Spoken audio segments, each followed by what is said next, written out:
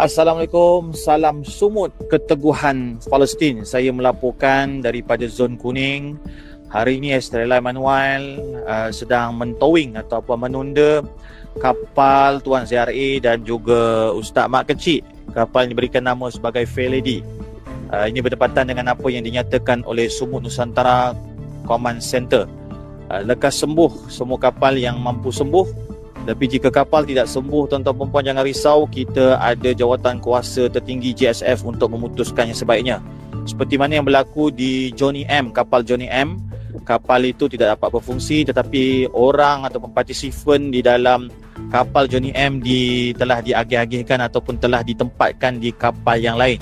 Contohnya seperti mana kawan kita Tuan Haikal yang berada di Johnny M sekarang telah ditempatkan di kapal lain.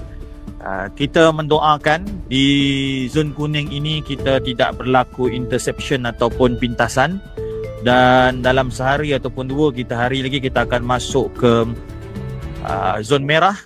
Dan jika tiada juga sekatan di zon merah, berita gembira untuk diri saya dan semua pencinta Gaza, kita akan berlabuh di Gaza seawal hari Khamis ataupun selewat Jumaat dan Sabtu. Teruskan sumut, berdoa pada Allah, kukuhkan niat kita dan ikhlaskan niat kita atas perjuangan ini. Allahu Akbar.